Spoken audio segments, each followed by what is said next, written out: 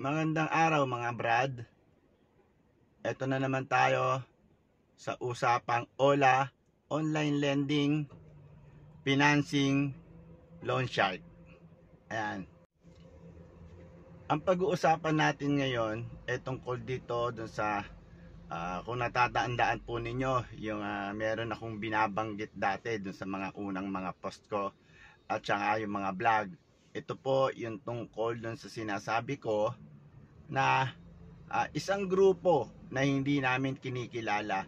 Hindi po ito kinikilala ng aming mga samahan, kahit na po ang aming tinayo na pinagbuklod ng mga grupo, iba't ibang grupo po ng mga leaders ng lumalaban sa mga online lending loan shark na to.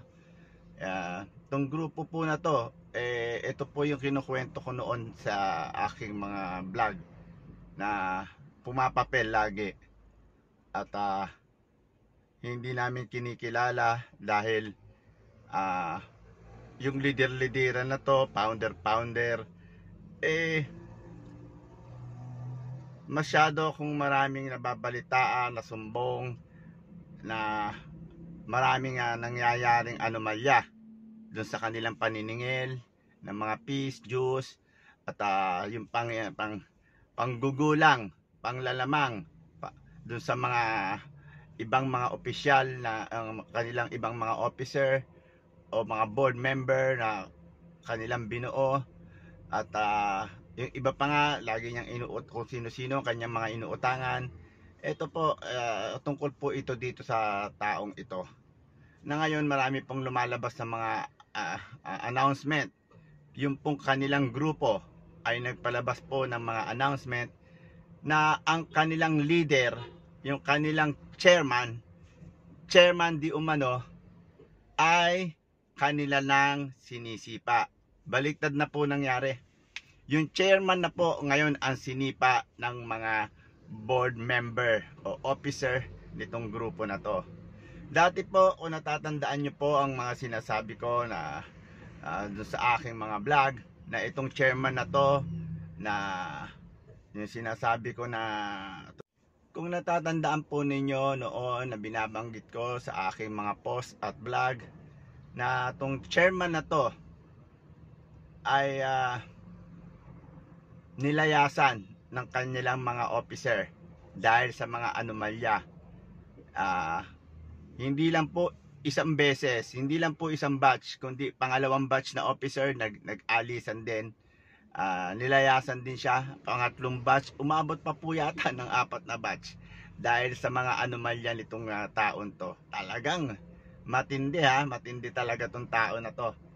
At etong huli, at ngayon ang nangyari, siya na ang tinanggal ng mga bagong officer niya. Kasi yung 4 na batch talagang nag-alisan lahat ng officer at kinalaban na lang siya dahil sa mga katarantaduang ginawa nito, yung mga pagwaldas dun sa kanilang mga fans nang wala man lang dahilan. Ginagastos yung kanilang funds na nakukolekta dito sa mga OLA victims, na ginagamit niya sa kanyang pansariling luho, kumbaga.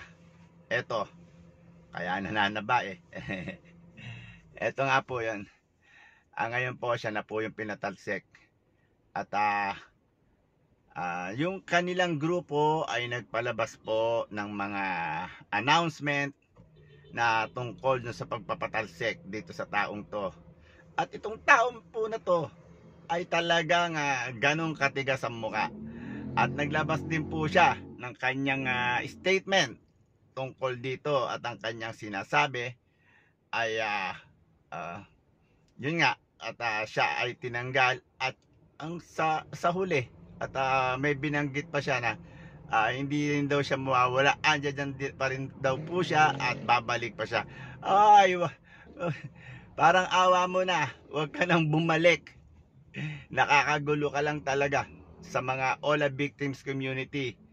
Hayaan mo nang maging maayos ang sitwasyon ng mga leaders at mga grupo ng mga OLA victims, yung mga lumalaban sa mga online lending. Nakakagulo ka hindi ka naman nakakatulong nangi-scam ka lang At dami mo ng ang dami mo ng reklamo, ang dami ng reklamo sa iyo. Ang tagal mo na diyan. At ito na yung pagkakataon talagang hindi po pwede yung ginagawa mo ng paulit-ulit. Kaya mga guys, ito babasahin natin yung yung kanilang mga statement, pati yung pinalabas ng kanilang grupo. Babasahin natin.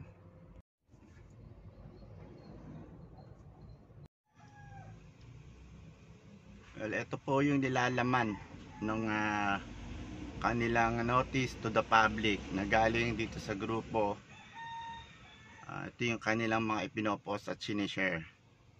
Galing po ito sa grupo ng Philippine Alliance Against Loan Shark Incorporated. Ito po yung aking binabanggit. Ito po yun Anyway, babasahin ko lang naman. Sila naman na naglabas nito. At hindi naman kami. At isinare naman nila to sa iba't ibang mga group. Atunayan, in-invite pa ang mga leaders ng iba't ibang grupo, lalo na mga member ng National Alliance Against Lending, Injustice and Cybercrime. Atunayan na mga nag-message sa amin at in-invite kami ng mga officer, mga board member nitong grupo na to sa isang Zoom meeting. Yan. Para pag-usapan yung mga tungkol dito sa mga ginawa ng kanilang chairman, leader, founder, kuno. Ito pa, basahin po natin yung kanilang ipinalabas. Medyo mahina lang po ang mata ko, no? Ito po, notice to the public. We wish to inform the public that Miss Vanessa Bordeos is no longer associated with the Philippine Alliance Against Loan Sharks Incorporated, PAALSI, effective November 3. Miss Bordeos is no longer affiliated with our organizations. Ayan, katunayan itong Philippine Alliance Against Loan Shark Incorporated na to. Nung nagtayo kami ng National Alliance Against Lending, Injustice and Cybercrime, ay talagang dinaya pa rin nila itong aming pangalan ng alliance namin, at naglagay na rin sila ng alliance from Philippine Association. Ginawa nilang alliance din.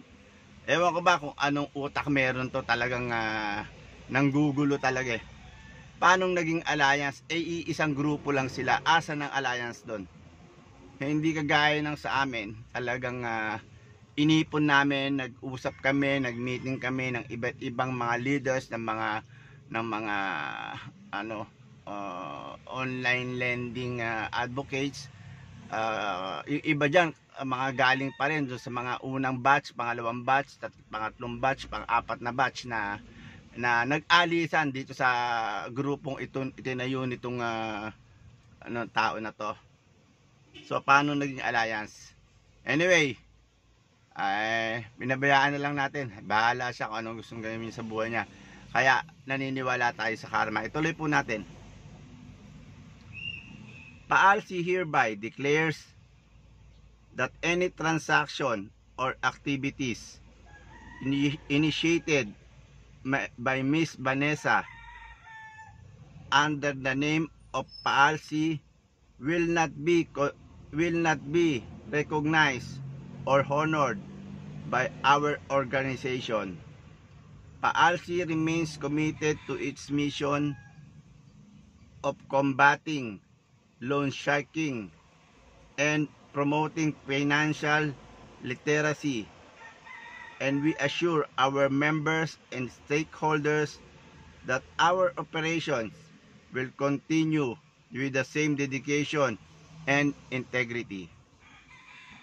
For any inquiries or concern related to PAALSI, please contact our official office representatives.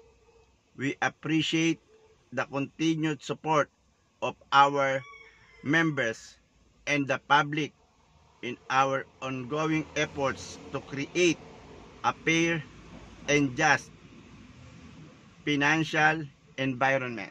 Ayan po. Yan po yung pinalabas ng mga board member na tinatanggal na nila si Vanessa. Ayan. Sobra naman po kasi talaga ang mga ginagawa nito. Talagang paulit-ulit. Biro mo, 4 na batch.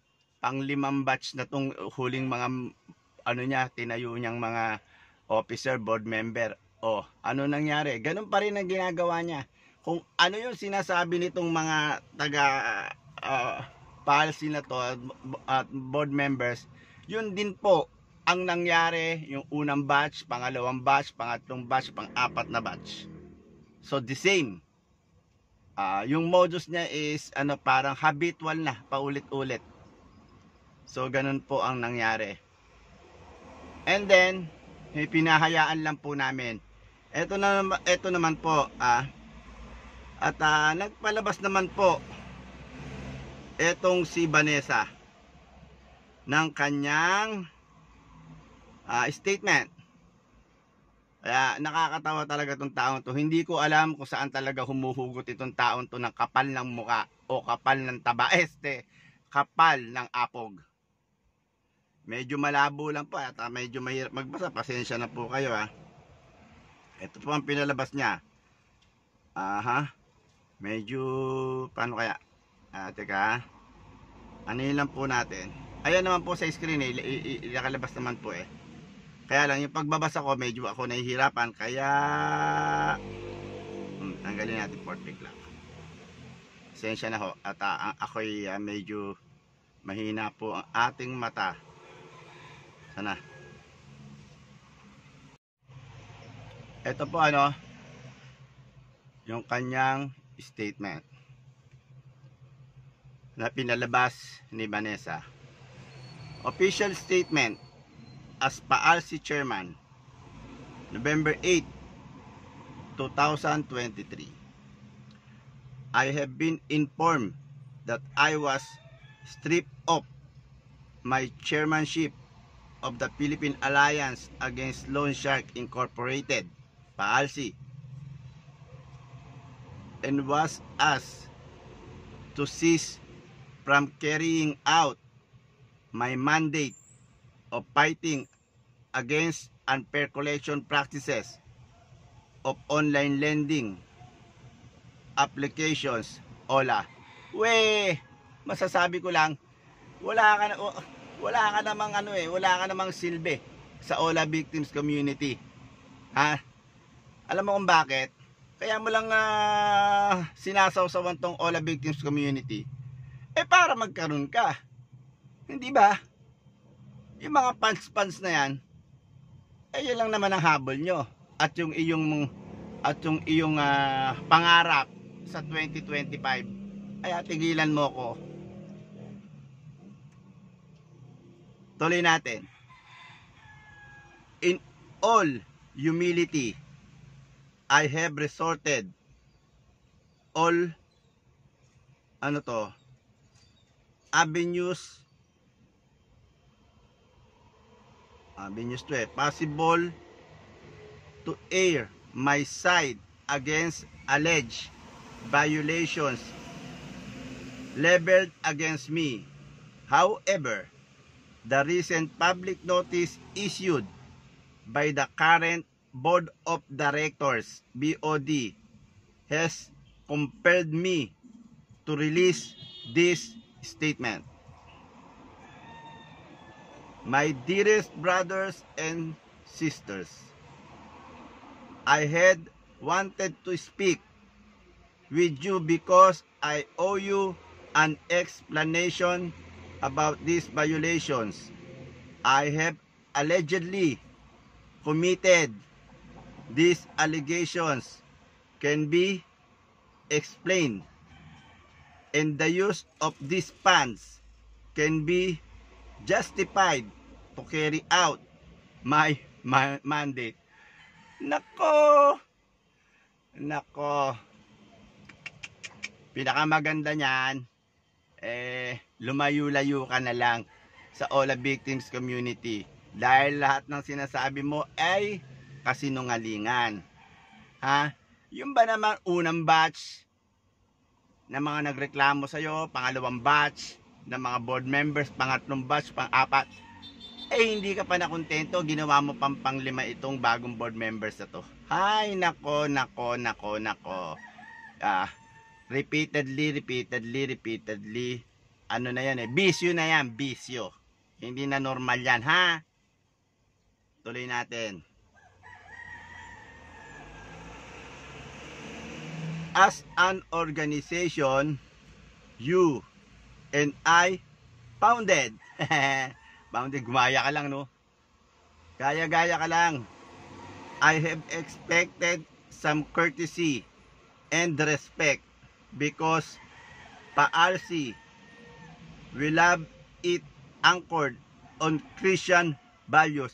Yan nga ang isa pa Ginagamit mo pa yung taas lagi, padasal-dasal ka, kunyari, halos kulang na lang ipakita mo na magpapastor ka na rin. Yan, ginagamit mo pa yan sa iyong mga, isa pa yan ginagamit mo yan. Well, para sabihin ko sa'yo, Vanessa, kung ikaw totoong maka-Diyos, bakit mo pinababayaan ang mga anak mo? Kung ano-ano ang una atupagin mo na lang yung mga anak mo. Hindi yung ang dami-dami mong sinasabi.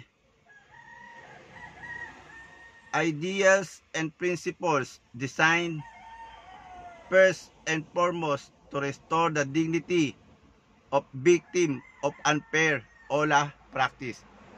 Well, eto na naman masasabi ko sa iyo Wala kang naitutulong sa mga OLA victims community dahil nakakagulo ka at nakakagulo ka. Hindi maganda yung ginagawa mo. Kahit ako irita na ako sa iyo So, inintay na lang namin na talagang dumating yung karma mo. Ito na siguro yon. Kaya wag ka na magpumilit at baka dumating pa sa iyo mas malaking karma. Maniwala ka sa karma. Wag mong gagamitin lagi yung nasa taas. May pa praise the Lord ka pa You and I know the OLA agents have harassed and shamed us. Hindi ka kasali doon. Dahil hindi ka naman biktima Di ba? Aminin. Hindi ka biktima ng OLA. Nakisawsaw ka lang.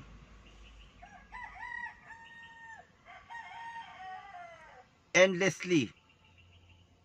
At the expense of our physical, mental, emotional, and spiritual well-being, and even that of our families, relatives, friends, and colleagues.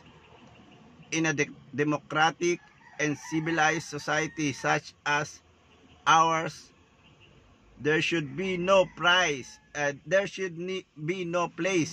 for such violence and intimidations. In the past few days, however, I too have been subjected to similar online harassment and shaming. Paano ibig mo sabihin dito? In a few days. Ibig sabihin, lumalaban ka sa online lending, in a few days nakatingin pa ng harassment. Ibig sabihin, umutang ka na naman. Gumaya ka rin. So para maging biktima ka. So pa-victim ka. Hindi ba? Alam mo na, kung talaga lumalaban ka, matagal na, tapos bigla kang uutang sa online lending in a few days. So isipin mo muna mga sinasabi mo Think before you click. Talaga nga naman Vanessa, magbago ka na.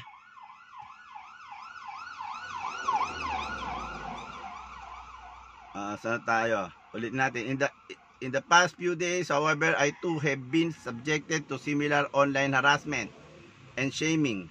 Some of us have deliberately and maliciously engaged in endless bashing, while loan shark criminal syndicates are having a field day.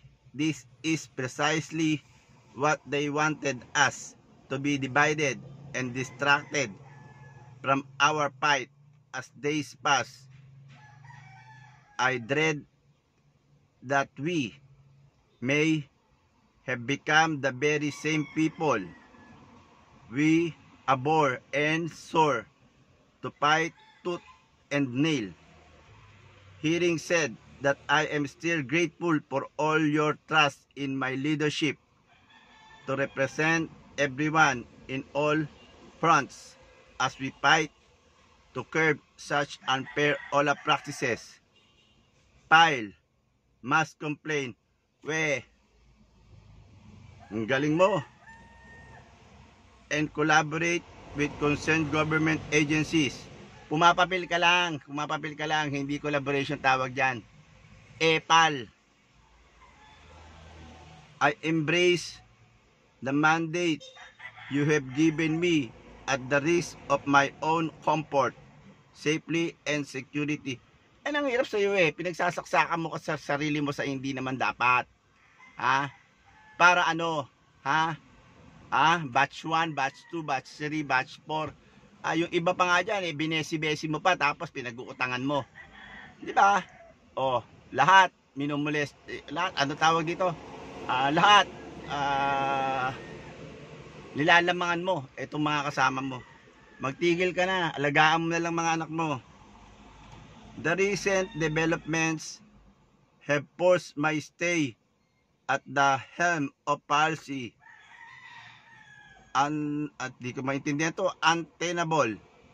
Like many of you, it also pains me that I was not given the proper forum to explain my side, and much less to give me the chance to speak with you and defend myself.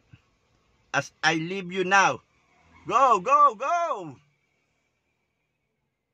With a hereby heart, rest assured that our fight to stop unfair OLA practices, notably the daily harassment, intimidation, shaming, and threats, will continue. It is not goodbye at all because our fight is bigger and more urgent. Okay lang yun, kami na lang ang lalaban, huwag ka na makialam. Nakakagulo ka lang Hindi ka nakakatulong. Alam mo ba yon? Yung mga taong katulad mo, dapat manahimik na lang. Huwag mo nang hantayin na dumating sa iyo mas malaking karma. Pambira ka Saan ka talaga kumukuha ng kapal ng mukha?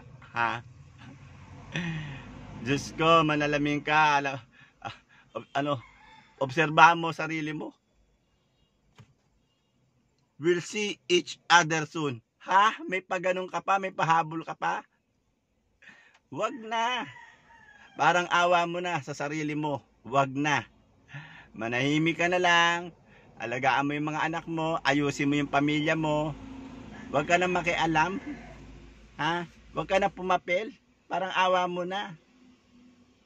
Hindi ka kailangan. Ayan. We'll see each other soon. Balak pang bumalik. Huwag ka nang bumalik. Ayan, Miss Vanessa Bordeos, Facebook page, Miss B. Ayan. Ito po, yan po, ayan po ang ayan po ang yung kanyang statement. So, alam naman ng buong OLA victims community kung anong klaseng tao siya. Pambira naman. Sa tagal ko dito sa laban na to, inumpisahan ko 2018, 2019. Diyos ko, kailan lang siya sumulpot? 2021 na yata nung naggagagaya na siya. Lahat ng ginagawa ko, ginaya niya at nagpanggap siyang founder. Lately nga, yung huli, pati yung dineclare ko na, sinasabi ko na meron akong mga hinandang mga GC per region. Ayan, isa pa yan. Lahat ng step na nanggaling sa akin talaga. Yung mga ideas ko, lahat ginaya niya, kinopya niya. So, okay lang okay lang. Pero yung para gumawa ka ng mga kalokohan doon sa mga OLA victims, makapal talaga ang mukha mo. Ngayon, well, ayan na. Ayan na yung lumabas na yung totoo na hindi na kami kailangan maglabas kasi baka sabihin kami naninira. Hindi po, matagal na po ito. matagal na kaming naiirita, nabubuisit sa tao na to. At yan ang madalas sa problema namin eh. Mabuti naman at itong pang-5 batch ng mga officer natuto na rin. Ayan, sige guys, see you, kita-kita na lang ulit tayo sa susunod na vlog. At ayun, malapit na magpasko. Sana maging maayos na yung lahat. At tuloy-tuloy lang po ang laban natin. Maraming salamat po.